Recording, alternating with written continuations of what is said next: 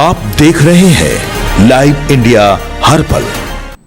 नमस्कार, live India में आपका स्वागत है। मैं अनिल सम्राट। देखिए, उत्तर प्रदेश की सीधे हम लगातार बातचीत कर रहे हैं, इसलिए कर रहे हैं कि वहां पर एनडीए की बड़ी बैठक हुई है जिसमें बीजेपी के राष्ट्रीय अध्यक्ष नितिन नवीन शामिल हुए और कई महत्वपूर्ण दिशा निर्देश दिए हैं एनडीए घटक दल के नेताओं को कि आप किस तरह से 2027 में यूपी फतह आपको करना है।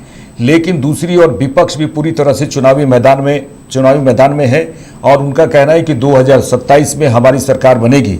वो तो अब क्या कुछ होगा, लेकिन ये जो बड़ी बैठक हुई है इसमें बीजेपी के राष्ट्रीय अध्यक्ष नितिन नवीन ने पूरे विश्वास के साथ कहा है कि पूरी तरह से बीजेपी अपने आप को चुनावी मैदान में रखती है।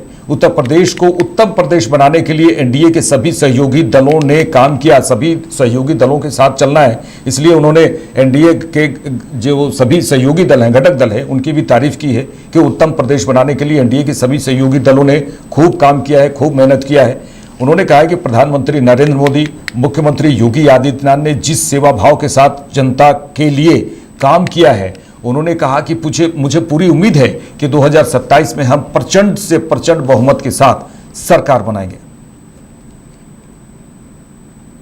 इस तरह से भारतीय जनता पार्टी अपने आप को चुनाव के मैदान में रखी है और हम सुनिश्चित करेंगे कि उत्तर प्रदेश को जो उत्तम प्रदेश का बनाने में एनडीए के सभी दलों ने मिलकर काम किया है और हमारे नेतृत्वकर्ता माननीय प्रधानमंत्री नरेंद्र मोदी जी, माननीय मुख्यमंत्री योगी आदित्यनाथ जी जिस सेवा के भाव से जनता के बीच में काम किए हैं, मुझे पूरी उम्मीद है 2027 के चुनाव में हम प्रचंड बहुमत की एनडीए गठबंधन की सरकार बनाएंगे।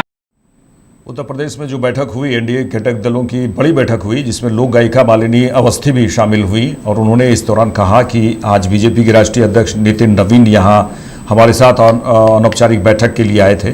डॉक्टर विद्या बिंदु के आवास पर बैठक हुई। उत्तर प्रदेश की सांस्कृतिक गतिविधियों पर खूब चर्चा हुई, बहुत अच्छी और सकारात्मक और गैर राजनीतिक बौद्धिक चर्चा। उन्होंने कहा है कि ये बौद्धिक चर्चा हुई है।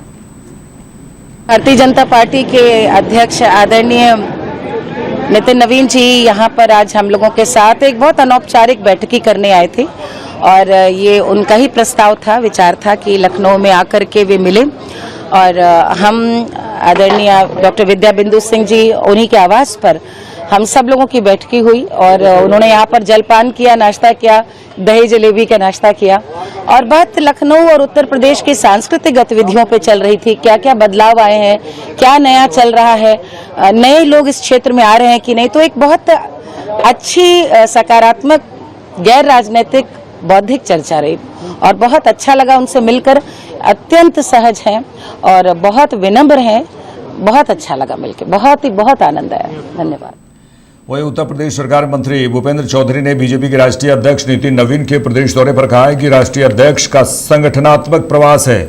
अलग अलग समूहों में उन्होंने पार्टी के पदाधिकारियों से चर्चा की है और भविष्य में कैसे हमें आगे बढ़ना है इसके दिशा निर्देश दिए हैं। उन्होंने आगे कहा कि समाजवादी पार्टी का एजेंडा नकारात्मक है। समाज को जाति, भाषा और क्षेत्र के आधार पर बांटकर वे देश को कमजोर करना चाहते हैं। उन्होंने कहा कि जिस बात को उत्तर प्रदेश की जनता पूरी तरह से समझ चुकी है। माननीय राष्ट्रीय अध्यक्ष जी का संगठनात्मक प्रवास है और अलग अलग समूह में उन्होंने पार्टी के पदाधिकारियों से चर्चा की है और भविष्य में किस प्रकार से आगे बढ़ना है इसके दिशा निर्देश दिए हैं।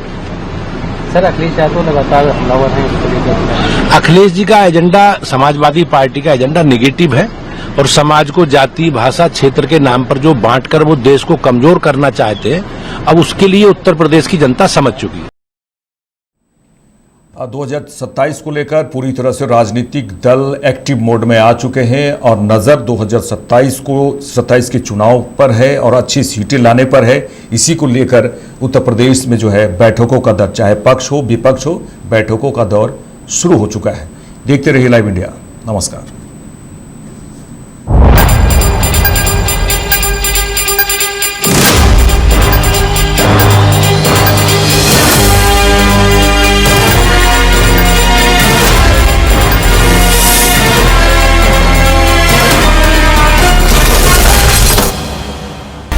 आप देख रहे हैं लाइव इंडिया हर पल।